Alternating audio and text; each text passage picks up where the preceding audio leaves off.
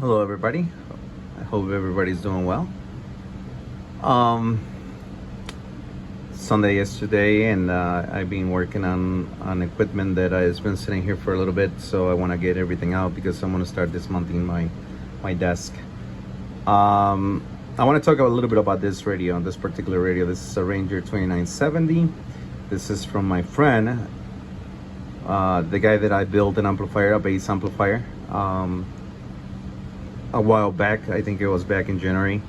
I don't have the name of the video, but I should start working on putting numbers on the videos, so whenever I'm referring to a previous video, you guys can go back and review the video, because those are trying to obtain information from one video to another and learn something a little bit about electronics and things like that.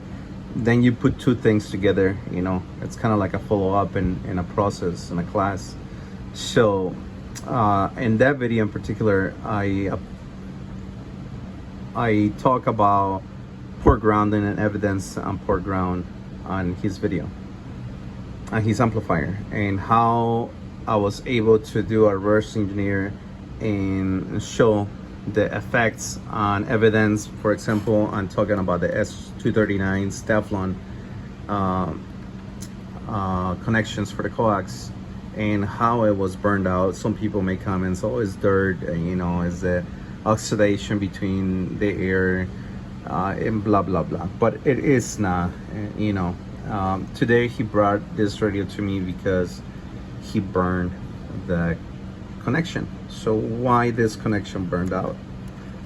If you guys can see here, this is the ground and this is the positive, negative and positive.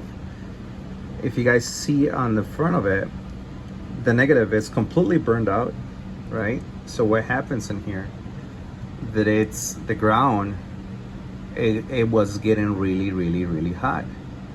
So when things overpass the rating temperature, it will burn.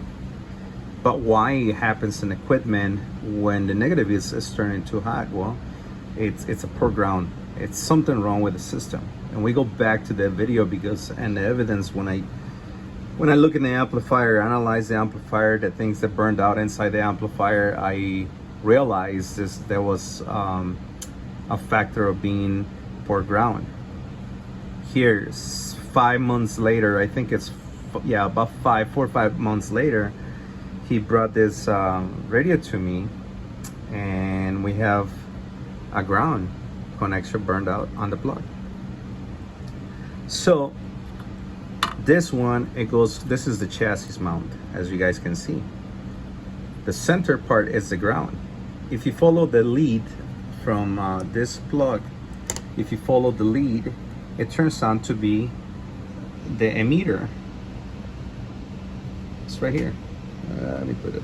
It's right here. This is the ground right here. That goes connected into the meter of the transistor, right?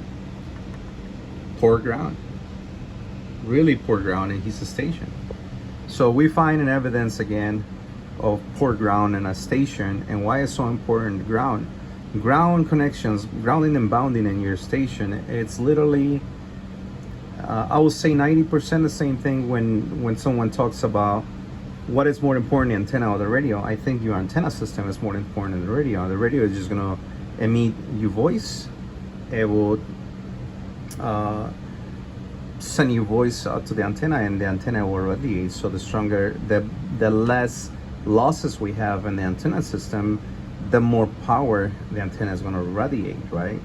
So I wanna point out this situation, and I will talk to him about it, because it is important for us, it's operators, to understand how important is your ground and your antenna system, not only in the radio, but from your antenna, from the point of your antenna.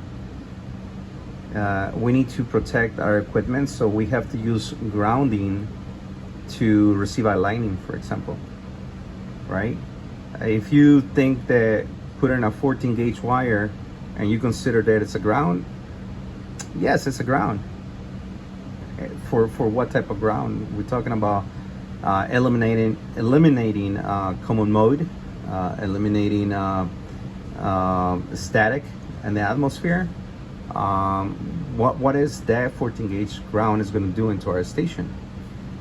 What type of ground and thickness of wire we were required to have in our station to be able to handle a lining, for example. So all those things are very important. Here's another evidence of poor ground in your antenna system and your radio station. So I'm going to replace this. I'm going to do some tests on the radio, make sure he didn't burn anything else in it, and give it back to him. Call him, his radio is ready. So keep you guys updated. Advice from today is ground your station. Ground your station and ground your station. Grounding and bounding is the most important factor in your station. So I hope you guys will learn from each other, from videos on YouTube, from many different people that come across in our life. I have a lot of good old timers. They teach me some points and technical advice when I started this great hobby, and some of them already passed away. So let's keep it up. Let's share knowledge.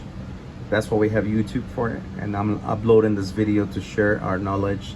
Someone else will pick up this a little bit, put some practice in their own system, and help someone else in the future.